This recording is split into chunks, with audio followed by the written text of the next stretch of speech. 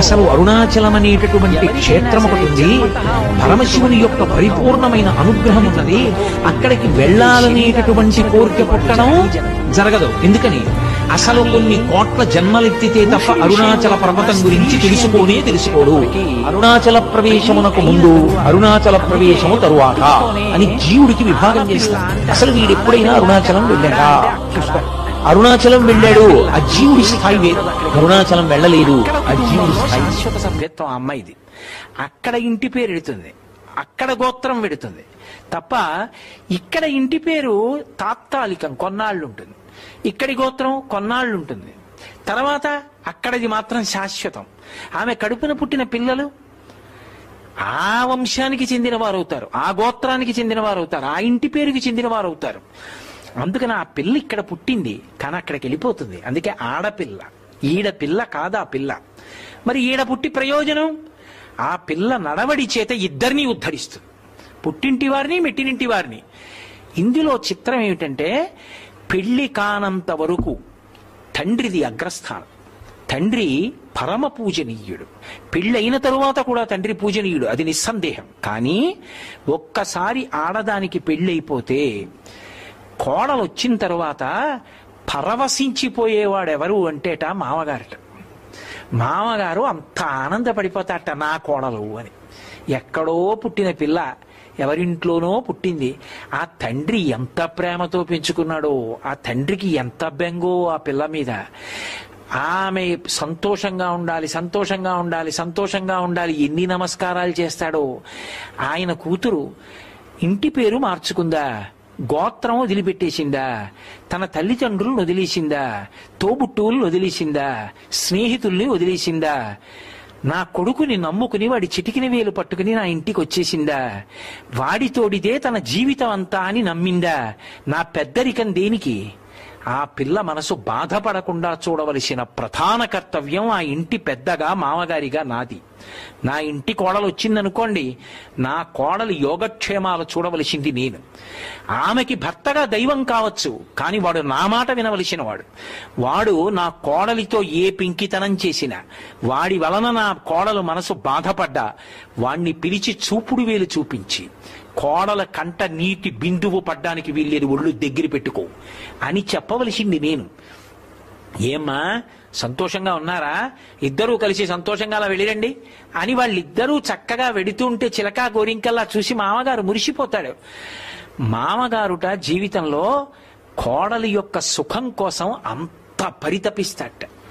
అందుకే ఆడదానికి పెళ్లి చేసేటప్పుడు భర్త ఒక మాట అడుగుతాడు, నువ్వు గుండెలు బాదుకుని ఏడుస్తూ నా కంట ఎప్పుడూ కనపడకుండెదవుగాక అని చెప్తాడు.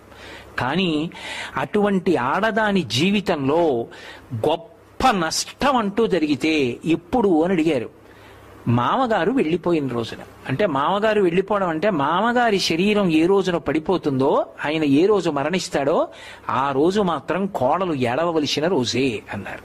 ఎందుకంటే ఇక తనని అంత ప్రేమించి ఆమె కోసం ఎప్పుడూ ఆలోచించి సంతోషంగా ఉండాలని తాపత్రయపడేటటువంటి వ్యక్తి వెళ్ళిపోయాడు. ఆయన వెళ్ళిపోయాక ఇక ఆ స్థానంలో అలా ఆలోచించి పెద్దరికంతో కూర్చునేవాడు ఇక ఉండడు. అలా ఇంటికి పెద్దరికం వహించి కోడలంటే అంత ప్రేమట. అందుకే తొలిచూలు మొట్టమొదటిసారి గర్భిణి అయితే భర్త వచ్చి అడవి పంది ముళ్ళుతో సీమంతో ఉన్నయనం చేస్తాడంటే పాపట ఇక్కడ వరకు తీసి దువ్వుతాడు. దువ్వితే మొదటి కానుక ఎవరిస్తారంటే మామగారిస్తాడు. సూడిదా అంటారు, సూడిదా అంటే కానుక. ఎవరిస్తారంటే మామగారిస్తాడు.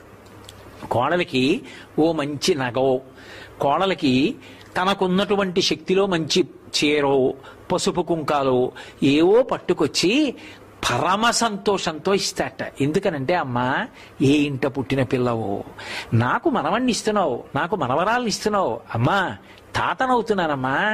ఎందుకని అంటే, నాకే కొడుకు కూతురు ఉన్నారనుకోండి, కూతురు వైపు మనవలు ఉంటారు, కొడుకు వైపు మనవలు ఉంటారు. శాస్త్రంలో చమత్కారం చెప్తారు, కొడుకు వైపు మనవలు కూతురు వైపు మనవలు కలిసి ఆడుకుంటున్నారు. ఆడుకుంటుంటే ఏదో నాకున్న 2 ఆవులు పక్కదొడ్లో పడ్డాయి అనుకోండి, తాతగారు మీ ఆవులు పక్కదొడ్లోకి పోయాయి అంటాడు కూతురు మనవడు.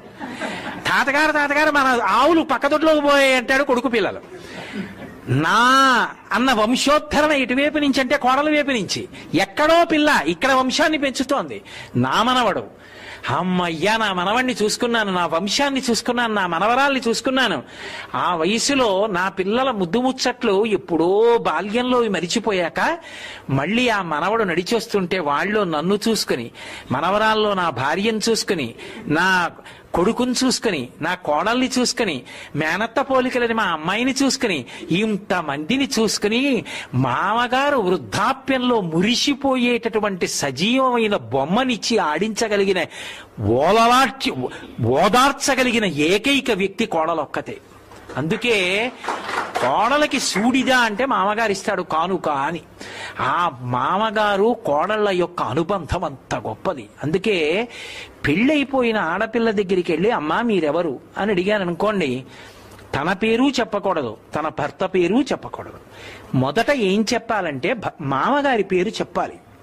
చెప్పి నేను ఫలానా వారి కోడళ్ళండి అని చెప్పాలి.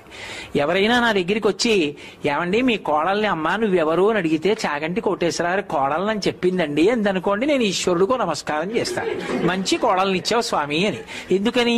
నా పేరు చెప్పిందని కాదు, ధర్మాన్ని నిలబెట్టింది అని. అందుకే సీతమ్మని సుందరకాండలో అంత కష్టంలో ఉండగా హనుమ వెళ్ళి అమ్మా నువ్వెవరని అడిగాడు.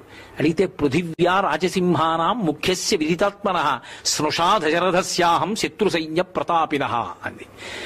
చనిపోయిన మామగారైనా తక్కువ చేయలేదు. ఆ మామగారు కోరికలు కోరబట్టే మా ఆయన వచ్చేసాడు ఇన్ని కష్టాలు పడుతున్నాను అనలేదు. ఎంత గౌరవించి మాట్లాడిందంటే స్నుషా దశరథస్యాహం శత్రు సైన్య ప్రతాపినః, శత్రు సైన్యములను చందరవందర చేసినటువంటి పరమశక్తివంతుడు, అంతటి పరాక్రమవంతుడు మా మామగారు. ఆ దశరథ మహారాజు గారి పెద్ద కోడళ్ళది. ధర్మాన్ని నేర్పింది సీతమ్మ. అందుకే మామగారు చనిపోయిన తరువాత ఆఖరికి సంవత్సరీకం కానీ తద్దినం కానీ పెట్టవలసి వస్తే ఆ చనిపోయిన రోజు వస్తే ఆ వచ్చిన రోజున దీపం పెట్టాలి. దీపం పెట్టి తద్దినం పెట్టాలి. తద్దినం పెట్టవలసి వస్తే అధికారి ఎవడు అంటే తనూభవుడు అంటారు, శరీరంలోంచి వచ్చిన కొడుకు. ఆ కొడుకు అక్కడే ఉన్న పితృదేవతలు తీసుకోరు. కోడలు దీపం వెలిగించాలని కోరుకుంటారు.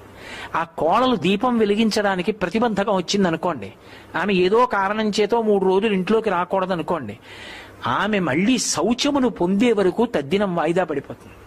పడిపోయి ఆమె దీపం పెట్టాక పితృదేవతలు వచ్చి ఆ జలతర్పణ పుచ్చుకుని నీళ్లు తాగుతారు. కొడుకు మీద ప్రేమ కన్నా శరీరాలు వదిలిపెట్టేశాక కూడా కోడలి మీద అంత ప్రేమతో ఉంటాట మామగారు.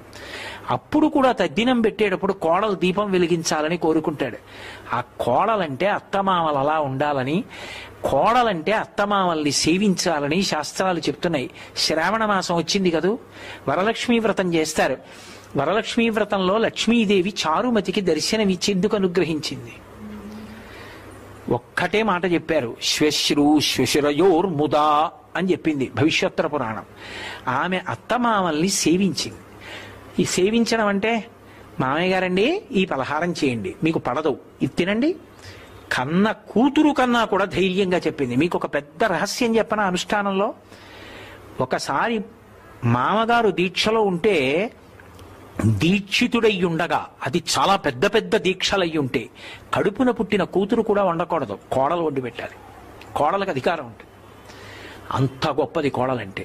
అందుకే శ్వశ్రు శ్వశురయోర్ముదా. చారుమతి ఏం చేసింది అంటే అత్తగారిని మామగారిని సేవించింది. మా ఆయన సంతోషం వాళ్ళతో ముడిపడింది. ఆయన ఒక్కడిని నా దగ్గర పెట్టుకుని సంతోషం కాదు, ఆయన తల్లిదండ్రుల గురించి మంచి పరాకు పలికి, ఏమండి ఇన్నాళ్ళైందో సార్ అత్తయ్య గారి దగ్గరికి మామయ్య గారి దగ్గరికి వెళ్ళొద్దామా అని సంతోషంగా వాళ్ళ దగ్గరికి వెళ్ళి చూసి వచ్చి, ఏమండి మామయ్య గారు అలా ఉన్నారే, నీరసంగా ఉంటున్నారే అని, మామయ్య గారు మీరు నీరసంగా ఉంటున్నారు రోజు తింటుండండి అని, ఆయనకి ఏం లేక కాదు, ఇచ్చేవాళ్ళు లేక కాదు, కొనుక్కోలేక కాదు, ఓ బిస్కెట్ల ప్యాకెట్ ఇచ్చింది అనుకోండి, ఎంత మురిసిపోతాడో చంటి పిల్లాళ్ళ తట్టుకుని. నేను నీరసంగా ఉన్నానంటండి, మా కోడలు ఓ బిస్కెట్ల ప్యాకెట్ ఇచ్చింది రోజు తినమని అని పొంగిపోతాడు. కాబట్టి శరీర సంబంధం అంటే దేహంలోంచి పుట్టిన వాళ్ళు కాకపోయినా శరీరాలు పడిపోయాక కూడా మిగిలిపోయే అనుబంధం, లక్ష్మీ కటాక్షానికి కారణమైన అనుబంధం, లోకమునందు కీర్తికి కారణమైన అనుబంధం, అత్తామామ కోడళ్ల యొక్క అనుబంధం అంత గొప్పది. అందుకే అత్తమామలంటే తల్లిదండ్రుల కన్నా గొప్పవాళ్ళు. తండ్రి మామగారు అలా పక్క పక్కన నిలబడితే పెళ్ళైపోయిన ఆడపిల్ల పుట్టింట్లో ఉన్నా సరే మొదటి నమస్కారం మామగారికే చెయ్యాలి. అందుకే సీతమ్మ, దశరథ మహారాజు గారు చనిపోయాడు, రాముడు పరిగెత్తుకొచ్చాడు సీతమ్మ దగ్గరికి. మా నాన్నగారు చచ్చిపోయాడు సీతమ్మ అనలేదు. ఆయన అన్నాడు, సీతా మృతస్తే శ్వశురః పితాహీనోసి లక్ష్మణ అన్నాడు. సీత, మీ మామగారు చచ్చిపోయారు, లక్ష్మణ నీకు నాన్నగారు చచ్చిపోయారు అన్నాడు. అదేమిటి, మా నాన్నగారు చచ్చిపోయారంటే సరిపోదా? కాదు, సీతా మృతస్తే శ్వశురః, సీత నీకు మామగారు చచ్చిపోయాడు. ఇక అలాంటి వ్యక్తి రాడు. మామగారు వెళ్ళిపోతే ఇక అలా తాపత్రయపడేవాడు లేడు. కాబట్టి నీకు మామగారు చనిపోయాడు. లక్ష్మణ, నీకు తండ్రి లేడు. తండ్రి లేకపోతే అన్నగారు తండ్రిలా నిలబడాలి. నేను అలా నిలబడగలనా? నిన్ను అరణ్యాలకి తెచ్చాను, ఏ తప్పు లేకపోయినా నేనే నిన్ను రక్షించాను. నాకు తండ్రి లేడన్న బెంగ లేదు. తమ్ముడవైనా అన్నగారిని తండ్రిలా కాపాడి నా వెంట తిరుగుతున్నావు. కాబట్టి నాకు తండ్రి ఉన్నట్టే. సీత, నీకు మాత్రం మామగారు లేడు. లక్ష్మణ, నీకు తండ్రి లేడు. అంటే రామాయణంలో దశరథ మహారాజు గారు వెళ్ళిపోతే సీతమ్మతో రాముడంత గంభీరమైన మాట మాట్లాడాడు అంటే ఎంత గొప్పవాళ్ళో అత్తామామలు కోడళ్ల యొక్క అనుబంధం ఆలోచించండి. కోడల్ని అంత ప్రేమగా చూసుకోవాలి. కోడల్ని కూతుర్ని ఇద్దరినీ తీసుకుని మామగారి చీరలు కొనిపెట్టడానికి వెళ్ళాడు అనుకోండి, ఇద్దరూ కూడబలుక్కుని ఒకే రకం చీరలు కొనుక్కొని మామయ్య గారండి డబ్బు కట్టేయండి అన్నారు అనుకోండి, అది వాళ్ళ హక్కు అనాలి. అంటే కదా మురిపం. ఇద్దరిది 1000 రూపాయల చీరలే అయినా కూడా 2000 ఇచ్చి ₹1 పైన పెట్టి ఇది మా కోడల చీరకి అని వచ్చేయాలి. కోడలకి 1001 రూపాయి చీర, కూతురికి 1000 రూపాయల చీర. ఎందుచేతంటే తన శరీరం పడిపోయాక కూడా ఉద్ధరించేది కోడలు, తన వంశాన్ని నిలబెట్టింది కోడలు, తనని తాతని చేసింది కోడలు, తన జీవితంలో సమస్త సంతోషాలకి ఆలవాలం ఆ కోడలు. అటువంటి కోడల విషయంలో రూపాయి ఎక్కువ పెట్టాలి తప్ప తక్కువ పెట్టకూడదు. కూతురు కన్నా కోడలు గొప్పది. నేను చెప్పట్లేదు ఈ మాట, శాస్త్రాలు చెప్తున్నాయి. నా కూతురు ఒక ఇంటి కోడలు, అప్పుడు దాన్ని మా అలమావగారు చూసుకోవాలి. వేరొకరి కూతురు నా కోడలు, అప్పుడు నేను చూసుకోవాలి అంత ప్రేమగా. తండ్రిగా నా కూతురి విషయంలో ఆ ధర్మం, నా కోడల విషయంలో ఈ ధర్మం తప్ప కోడల్ని పరాయిదానిగా చూడకూడదు. కోడల్ని బయటికి పంపించి ఇంట్లో మాట్లాడుకోవడం తప్పు. ఆమె మెడలో ఏనాడు నీ కొడుకు తాళి కట్టాడో ఆనాడే ఆ ఇంటి కష్టసుఖాలన్నీ ఆమెకి తెలుసు. అంతే. ఏది మాట్లాడినా ఆమె ముందే, ఆమెకి తెలియనిది ఆ ఇంట ఉండదు. అది మొదట ఎవరు పాటించాలంటే మామగారు పాటించాలి. ఆమె నా ఇంటి సభ్యురాలు, నా కడుపున పుట్టిన కూతురు కన్నా గొప్పది. అందుకే ఏది కానివ్వండి ఆమె ముందే మాట్లాడాలి. అంతేగాని కొడుకుని పిలిచి రే కోడలికి చెప్పక ఈ విషయం అని అనకూడదు. వాళ్ళిద్దరు వైభాగ్యం ఒకటే. కోడలికి చెప్పరా ఈ విషయం అని చెప్పాలి, ముందు కోడలికి చెప్పమని చెప్పాలి. అది మామగారికి ఉండవలసిన లక్షణం. అంత గొప్పగా మాట్లాడే అత్తామామలు కోడల యొక్క అనుబంధం గురించి